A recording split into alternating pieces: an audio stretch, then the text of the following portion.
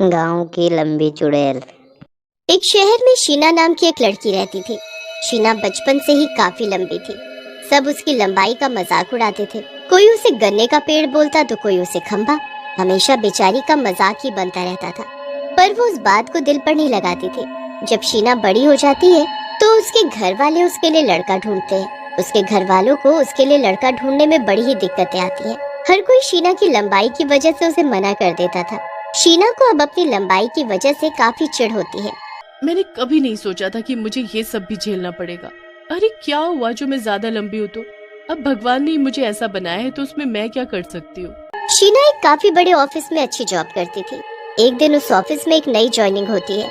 उस लड़के का नाम राजीव होता है। उसे शीना बाकी लड़कियों से काफी अलग लगती है। वो बड़ी शांत, सुशील और बड़ी सीधी सादी बनकर रहती है। जब भी बात करती है तो ऐसा लगता है कि जैसे उसके मुंह से फूल बरस रहे हो। राजीव को शीना बहुत पसंद आ जाती है। उसे उसकी लंबाई से कुछ भी फर्क नहीं पड़ता। वो शीना से दोस्ती कर लेता है और जब उनकी दोस्ती काफी गहरी हो जाती है तो एक दिन वो शीना को शादी के लिए बोल देता है। क्या शादी? पर मैं तो इतनी लंबी। हाँ तो क्या हुआ, तुम दिल की तो इतनी अच्छी हो ना, क्या फर्क पड़ता है लंबाई से। शीना तो बहुत ही खुश हो जाती है। राजीव के घर वालों को शीना लेकिन जरा भी पसंद नहीं आती, पर उनकी अपने बेटे के आगे जरा भी नहीं चलती। अब राजीव की शादी शीना से जैसे तैसे हो ही जाती है। लोग शीना को देख अजीब अजीब बातें कर रहे होते हैं। शीना को बड़ी बेइज्जती महसूस होने लगती है, पर वो चुपचाप सब सुन रही होती है। जब शीना और राजीव की जयमाला हो रही होती है तो शीना तो बड़े आराम से राजीव के गले में जयमाला डाल देती है, पर जब राजीव शीना के गले में जयमाला डालता है तो उसका हाथ शीना के गले तक नहीं पहुंच पाता। और कर ले इतने बड़े खंभे से शादी। लोगों के बीच खुद का तो मजाक बना ही रहा है, हमारा भी बनवा रहा है।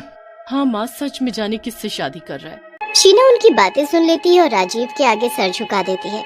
शादी हो जाती है और शीना अपने ससुराल आ जाती है।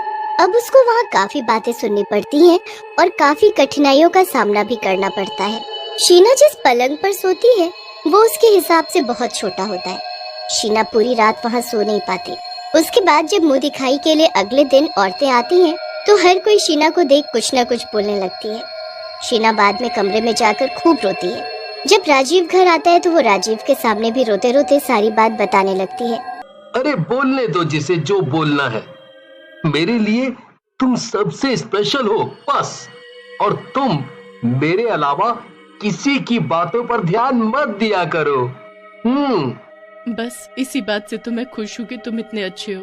पूरी दुनिया में मेरे माँ बाप के बाद एक तुम ही हो जिससे मेरे इतना लंबा होने से कोई फर्क नहीं पड़ता। हाँ, और मुझे कभी फर्क पड़ेगा भी नहीं। दोनों हंसी खुशी रह रहे होते हैं, पर उसके सास ससुर और ननद ने उसका जीना हराम कर रखा होता है और हर दिन उसको इतना बेइज्जत करते थे कि बस वो कैसे भी उनके बेटे को छोड़ दे। शीना के बर्थडे पर उसके लिए एक हवन रखते हैं। उसी हवन के जरिए उनका शीना को मार डालने का प्लान होता है।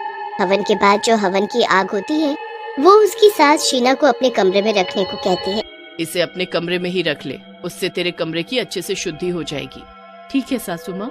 बस शीना उस हवन की आग को अपने कमरे में रख लेती है और फिर वो बाथरूम चली जाती है।